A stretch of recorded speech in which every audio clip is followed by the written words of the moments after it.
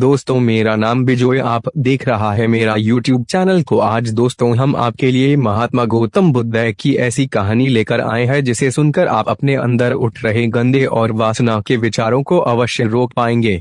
उससे पहले अगर आप भी भगवान गौतम बुद्ध को दिल से मानते हैं और उनके सच्चे भक्त हैं तो कहानी को पूरा सुने और चैनल को सब्सक्राइब करके कमेंट बॉक्स में नमो बुद्धाय अवश्य लिखे।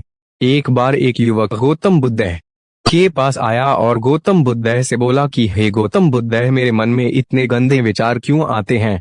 मैं नहीं चाहता कि मेरे मन में गंदे विचार आए, पर मेरे मन में हमेशा काम वासना के विचार चलते रहते हैं और मैं इनके बारे में सोच सोच कर बहुत परेशान हूँ।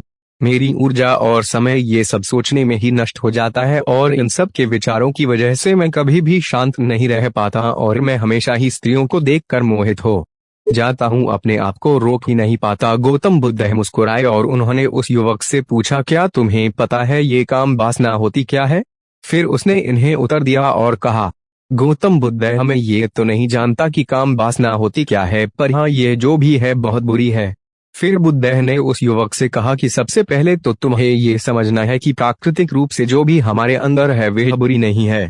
हमारे जीवन में उसकी कुछ ना कुछ जरूरत है। वासना कोई बुरी बात नहीं है, ये तो हमारे मन की एक भावना है जो हमें किसी ना किसी की कमी का एहसास करवाती है और फिर हम उसको पाने के लिए उसकी तरफ आकर्षित हो जाते हैं। जैसे अगर तुम्हारे पास धन की कमी है तो तुम में धन पाने की वासना उत्पन्न हो जाएगी। तो वासना कुछ और नहीं, बस एक प्रकार की कमी है जो कि एक प्रकार की जरूरत का एहसास है, और जब यह शारीरिक हो तो हम इसे काम वासना का नाम देते हैं। युवक ने गौतम बुद्ध को कहा कि बुद्ध, मुझे काम वासना का मतलब तो समझ में आ गया, पर आप मुझे ये बताइए कि यहाँ आती कहाँ से है और कैसे आती है। गौतम बुद्ध ने कहा कि काम वासना कहीं से आती नहीं है, ये तो हमारे अंदर ही होती है और इसका होना तो जरूरी भी है, तभी तो मानव जाति का विस्तार होगा। युवक ने कहा, जब ये हमारे अंदर ही है और भी है तो फिर लोग इसे गलत क्यों बोलते हैं।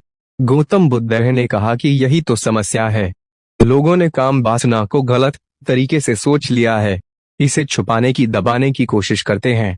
काम वासना गलत नहीं है, बल्कि काम वासना का गलत तरीके से प्रयोग करना गलत बात है।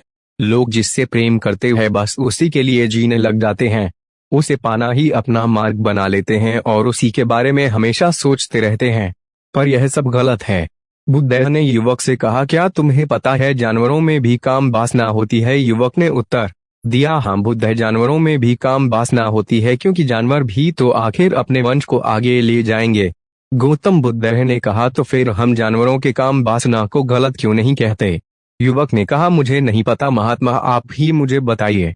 गौतम बुद्ध ने कहा कि जानवर अपनी काम वासना का प्रयोग आनंद प्राप्ति के लिए नहीं करते, वह तो संतान उत्पत्ति करने के लिए काम वासना का उपयोग करते हैं। जानवरों को प्रकृति ने इतनी समझ नहीं दी कि वह काम वासना को अपने सुख का आधार बना सके। मनुष्य अपनी समझ के बलबूते पर प्रकृति में पाई जाने वाली प्रत्येक वस्तु को अपने सुख के लिए प्रयोग करता है। हम इंसानों ने ही काम वासना को अपने सुख का साधन बना लिया है, जबकि प्रकृति ने तो हमें अपने वंश को आगे अग्रसर करने के लिए दिया था, लेकिन इंसानों ने इसे अपने जीवन का परम लक्ष्य बना रखा है और इस तरह से काम वासना का आ जाना गलत है। युवक ने पूछा, महात्मा जी, ये काम वासना हम पर हावी क्यों होती है, क्यों ये हमेशा क्यों आ जाती है। तब गौतम बुद्ध ने कहा कि सुनो, अब जो मैं तुम्हें बताऊंगा उसे तुम ध्यानपूर्वक सुनना। काम वासना का सारा खेल तुम्हें समझ आ जाएगा, तुम्हें तुम्हारे सारे सवालों का जवाब मिल जाएगा, बस तुम्हें ध्यान से सुनकर समझना है। एक बार की बात है, एक आश्रम में गुरुवार और उनके शिष्य रहा करते थे, जो रोजाना आश्रम के बाहर स्थित गांव में भिक्षा लेने के लिए जाते थे। उस आश्रम का एक शिष्य जिस गांव में भिक्षा लेने जाता था, उस रास्ते में एक नदी मिलती थी। एक दिन उसने देखा कि एक युवक वृक्ष के पीछे छिपा है। वह उस युवक के पास गया और उससे जाकर बोला, भाई तुम इस वृक्ष के पीछे छिपकर क्या देख रहे हो। युवक ने कहा, अरे तुझे नहीं दिख रहा क्या कि मैं क्या देख रहा हूँ। तब शिष्य ने नदी की देखा तो वहां पर कुछ युवतियां पानी भर रही थी। तब उसने उस युवक से कहा, अरे भाई, वहां पर तो युवतियां पानी भर रही है, इसमें छिपकर देखने वाली क्या बात है। तब वो युवक शिष्य की तरफ देखकर उसे कहता है, अरे पागल, तुम्हें दिखाई नहीं दे रहा क्या कि कैसे ये परियां नदी से पानी निकाल रही है, जरा उनकी अदाओं को तो देखो, उनके कोमल शरीर को देखो, उनकी पतली कमर मटके को उठाते समय बाल खाती है और उनके बाल उनकी कमर पर कैसे लहरा रहे हैं, मानो सुंदरता बिखर रही हो। शिष्य ने फिर नदी की तरफ देखा और इस बार वे इसे देखता ही चला गया। अभी तक तो कुछ भी नहीं आ रहा था और वह बिल्कुल निर्भय था, उसे किसी भी बात का कोई डर नहीं था। लेकिन अब वो छिपने लगा और उन युवतियों को देखने लगा, और जब वो छिपकर उन युवतियों को देख रहा था तभी वह अचानक अंदर से कांप गया और उसने कहा कि ये मैं क्या कर रहा हूँ, मैं जो कर रहा हूँ वह सही नहीं है, मुझे यहाँ से चले जाना चाहिए। और फिर वह जल्दी से वहां से चला गया। वो आश्रम पहुंच जाता है। आश्रम जाकर वो अपने कार्यों में लग गया, लेकिन जो अभी वह देख कर आया था वही उसकी आंखों के सामने बार बार आ रहा था। उसके मन में वही दृश्य चल रहा था। उसका मन वही सब कुछ देखने के लिए उतावला हो रहा था। उसका किसी भी काम में मन नहीं लग रहा था। सुबह होते ही वह जल्दी ही भिक्षा के लिए आश्रम से निकल जाता और उस नदी के पास वाले वृक्ष के पास जाता जहां पर वह युवक पहले से मौजूद रहता था। उसके साथ मिलकर युवतियों को छुप छुप कर देखता था। अब वह रोज ऐसा करने लग गया। ये उसके रोज का काम हो गया। अब उस शिष्य का मन किसी भी काम में नहीं लगता था। वो हमेशा ही किसी ना किसी प्रकार के विचार में उलझा रहता। वो आश्रम के कार्यों को भी ठीक तरीके से नहीं कर रहा था, न वो ठीक से सो पाता था, न वो ठीक से खाना खा पाता था। उसका मन बेचैन सा रहता था। उसका मन बार बार उन युवतियों के सौंदर्य को देखने के लिए लालायित होता रहता था। जब गुरुवार दीक्षा देते तब भी उसका मन कहीं और विचारों में खोया रहता था। गुरुवार ने अपने शिष्य की इन हरकतों को भांप लिया था। तब एक दिन गुरुवार ने शिष्य को अपने पास बुलाया और कहा कि आज से मैं भी तुम्हारे साथ भिक्षा मांगने चलूंगा। तुम और मैं साथ साथ भिक्षा मांगने चलेंगे। तभी शिष्य गुरुवार को मना करते हुए बोला, नहीं गुरुदेव, आप परेशान क्यों हो रहे हो, मैं अकेला ही ठीक से भिक्षा मांग सकता हूँ। गुरुवार ने शिष्य से कहा कि ठीक है, तुम अकेले ही भिक्षा मांगने जाओ। शिष्य तुरंत वहां से भिक्षा मांगने के लिए निकल गया। उसके जाने के बाद गुरुवार भी आश्रम से निकल गए और शिष्य का पीछा करने लगे कि वो कहाँ जाता है, किससे मिलता है। ये सब देखने के लिए उसके पीछे पीछे चलने लगे। कुछ आगे जाने के बाद गुरुवार ने देखा कि उनका शिष्य एक युवक के साथ एक वृक्ष के पीछे अपराधी की तरह छिपा हुआ है और छिपकर कुछ देख रहा था। गुरुवार भी अपने शिष्य के पीछे गए कि आखिर उनका शिष्य क्या देख रहा है, जिसे देखने के लिए वो वृक्ष के पीछे अपराधियों की तरह छिपा हुआ है। गुरुवार ने देखा कि उनका शिष्य वृक्ष के पीछे छुपकर युवतियों को देख रहा था जो कि नदी से पानी भर रही थी। तभी गुरुवार ने शिष्य को कहा कि तुम क्या देख रहे हो। अपने गुरुवार की आवाज सुनकर वह शिष्य घबरा गया और उसके पसीने छूटने लगे। वह थर थर कांपने लगा जैसे किसी चोर को चोरी करते समय रंगे हाथों धर लिया हो। उसकी हालत खराब हो गई। वह कुछ भी नहीं बोल रहा था।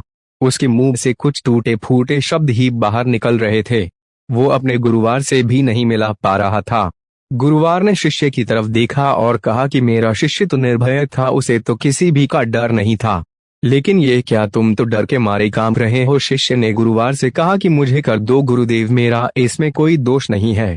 उस युवक ने मुझे बहका दिया था, लेकिन आपसे मैं वादा करता हूँ कि आज के बाद मैं ऐसा कभी दोबारा नहीं करूँगा। मुझे कर दो। गुरुवार ने शिष्य से कहा कि कोई बात नहीं, पर इस बात का तुम ध्यान रखना कि हम जैसी संगति करते हैं वैसा ही फल हमें प्राप्त होता है। उसके विचार हमारे अंदर प्रवेश करते हैं, इसीलिए अच्छी संगति करो जिससे तुम्हारे अंदर अच्छे विचारों का प्रवेश हो। फिर गुरुवार और शिष्य आश्रम लौट आए और फिर से आश्रम के कार्यों पर ध्यान देने लगे। उसने उस रास्ते को त्याग दिया और दूसरे रास्ते से जाने लगा। वो अपने काम को ध्यान से करता, लेकिन धीरे धीरे उसके अंदर क्रोध उत्पन्न हो गया और फिर वो दूसरों पर क्रोध करने लगा और बेचैन रहने लग गया। अब वो सही समय पर भोजन भी नहीं करता था। वह भोजन भी बहुत कम खाता था। एक रात गुरुवार शिष्य के पास आए और उसे बोले कि अब तक तुम कितनी बार अपने वादे से मुकर चुके हो। यह सुनकर शिष्य अपने गुरुवार के चरणों में गिर गया और रोने लगा। रोते रोते ही उसने गुरुवार से कहा कि गुरुदेव, मैं कई बार अपना वादा भूला हूँ, फिर वादा कर लेता हूँ, लेकिन हर बार मैं वादा भुला देता हूँ। मेरा मन मेरे नियंत्रण में है ही नहीं। मैं बहुत कोशिश करता हूँ कि मैं अपने मन से सारे बुरे विचारों को निकाल डालूं, लेकिन मैं चाहकर भी ऐसा नहीं कर पा रहा हूँ। फिर गुरुवार ने शिष्य को कहा कि चलो मेरे साथ। गुरुवार शिष्य को आश्रम के बगीचे में लेकर गए और शिष्य से कहा कि देखो, यहाँ पर कुछ नाली बनी हुई है जिससे नदी का पानी इन पौधों तक आ रहा है और ये पानी एक निरंतर भाव से बह रहा है। क्या तुम इस पानी के बहाव को रोक सकते हो? शिष्य ने कहा कि हाँ गुरुदेव, मैं इस बहाव को रोक सकता हूँ। फिर शिष्य ने मिट्टी उठाकर उस नाली में डाल दी। वो पानी कुछ देर के लिए रुक गया और फिर कुछ समय बाद मिट्टी के ऊपर से पानी बह गया। गुरुवार ने शिष्य से कहा, अरे ये क्या है, ये तो पानी रुका ही नहीं। फिर शिष्य ने कुछ मिट्टी पत्थर उठाकर उस नाली में डाल दिए और फिर कुछ समय के लिए पानी रुक गया, लेकिन फिर उस पत्थर के ऊपर से पानी निकल आया। फिर गुरुवार ने कहा कि ये क्या हुआ, पानी तो फिर से बह गया। तुम तो बोल रहे थे कि तुम इसे रोक दोगे। क्या हम किसी काम को रोकना चाहे तो क्या हम उसे रोक नहीं सकते? तब शिष्य ने कहा, कोई बात नहीं गुरुदेव, मैं इस पानी को तो आपको रोक के दिखाऊंगा। वह फिर से एक भारी सा पत्थर लेकर आया और उसे नाली पर डाल दिया और पानी रुक गया। तब गुरुवार से कहा कि देखा गुरुदेव, मैंने कहा था ना कि पानी को मैं रोक दूंगा। मैंने पानी को रोक दिखाया। आपकी बात मैंने पूरी कर दी। गुरुवार मुस्कुराए और बोले, अच्छा जरा ध्यान से देखो, ये रुक गया क्या? वो तो पीछे की नाली से बाहर आ गया और अगल बगल से बह रहा है। और ध्यान से देखो, इस पत्थर के आगे भी आ गया और ये पानी अपना रास्ता बदलकर फिर से आगे की तरफ बह जाएगा। और फिर कुछ देर बाद ऐसा ही हुआ। फिर गुरुवार ने शिष्य को समझाया कि तुम्हारे साथ भी तो ऐसा ही चल रहा है। तुम बार बार प्रयास कर रहे हो पर हर बार तुम्हारा प्रयास टूट रहा है और ये हमेशा टूटता ही रहेगा। तुम कितना भी मिट्टी पत्थर रख लो, लेकिन पानी तो अपना रास्ता बना ही लेगा। ये सब देखकर शिष्य ने गुरुवार से कहा कि हे गुरुदेव, क्या कोई तरीका नहीं है जिससे मैं गंदे विचारों से बाहर निकल सकूं और यह मेरे मन में आए ही नहीं? गुरुवार शिष्य को एक नदी के पास ले गए जहां से उस बगीचे में पानी आ रहा था। गुरुवार ने शिष्य से कहा, वो पानी इसी नदी से जा रहा है। अगर हम यहीं से उस रास्ते को बंद कर दे जहां से पानी बगीचे में जा रहा है, अब क्या हम पानी को रोक नहीं सकते? शिष्य ने कहा कि हाँ गुरुदेव, अवश्य ऐसा हो सकता है। मैं इस पानी को यहीं से बंद कर देता हूँ, तब आगे की नाली में पानी जाएगा ही नहीं और फिर बगीचे में पानी जाएगा ही नहीं। फिर शिष्य ने नदी से जाने वाले रास्ते को बहुत मेहनत करके पत्थर और मिट्टी डाल डाल कर बंद कर दिया और गुरुवार से कहा कि गुरुदेव, मैंने पानी को बंद कर दिया है, अब ये पानी बगीचे में जाएगा ही नहीं। तब गुरुवार ने कहा कि अगर पानी बगीचे में नहीं जाएगा तो पौधों को पानी कहाँ से मिलेगा? उन पौधों को तो पानी की आवश्यकता है और उन पौधों में कुछ पौधे तो ऐसे हैं जिनको रोज पानी की आवश्यकता है। वह तो मुरझाकर मर ही जाएंगे, उनका क्या होगा? पानी तो हमें खोलना ही होगा। शिष्य ने गुरुवार की बात सुनकर वापस नदी से जाने वाले पानी का रास्ता खोल दिया। तब गुरुवार ने शिष्य से पूछा कि अगर हम इस नदी के पूरे पानी को बगीचे की तरफ कर दें तो क्या होगा? तब शिष्य ने जवाब दिया कि गुरुदेव, वहां पर जितने भी पौधे हैं वो गलकर नष्ट हो जाएंगे, वहां पर कुछ नहीं बचेगा। फिर गुरुवार मुस्कुराए और बोले, तुम इस बात को समझो कि हमें किसी भी को रोकना नहीं है, बस हमें हमेशा संतुलन बनाए रखना है। कम पानी से भी पौधे नष्ट होते हैं और पानी से भी पौधे नष्ट होते हैं। हमारा जीवन संतुलन से ही चलता है। गुरुवार ने शिष्य से कहा कि अगर मैं तुम्हें कहूं कि तुम आम के बारे में मत सोचो तो तुम्हारे मन में सबसे पहले किसका चित्र आएगा? शिष्य ने कहा कि गुरुदेव, मेरे मन में तो पहला चित्र आम का ही आएगा। गुरुवार ने कहा कि जब हम गंदे विचारों को जबरदस्ती रोकने का प्रयास करते हैं तो वे और मजबूती के साथ हमारे अंदर प्रवेश करते हैं, हमारे अंदर उठते हैं, इसीलिए हमें उन्हें कभी भी दबाने की कोशिश नहीं करनी चाहिए। फिर गुरुवार ने शिष्य को समझाते हुए कहा कि हमारे गंदे विचार बुरे लोगों की संगति करने की वजह से भी आते हैं। कई बार क्या होता है कि कामुकता हमारे अंदर होती नहीं है, लेकिन कुछ अश्लील लोगों के साथ रहने की वजह से ये हमारे अंदर हावी हो जाती है। फिर शिष्य ने कहा कि गुरुदेव, आप सही कह रहे हैं, मैं अपने मार्ग से भटक गया था। फिर वह शिष्य उस रात बहुत ही चैन की नींद सोया। सुबह अपने कार्यों को पूरे मन से किया और फिर सुबह वो भिक्षा लेने के लिए उसी रास्ते से गया जहां वह युवक आज भी वृक्ष के पीछे छुपकर उन युवतियों को देख रहा था। वह शिष्य नदी पर गया जहां वह युवतियां पानी भर रही थी। उसने उनसे पानी मांगा, उनमें से एक ने उसे पानी पिलाया और उस सन्यासी शिष्य के चरण छुए। शिष्य ने उसे आशीर्वाद दिया कि तुम्हारा कल्याण हो। उसका मन सकारात्मक ऊर्जा से भर गया। उसके चेहरे पर मुस्कान आ गई थी, जैसे कि उसे कुछ खोया हुआ वापस मिल गया हो। वह वापस अपने रास्ते से जाने लगा, तभी पीछे से वह युवक आ गया जो वृक्ष के पीछे छुपा हुआ था।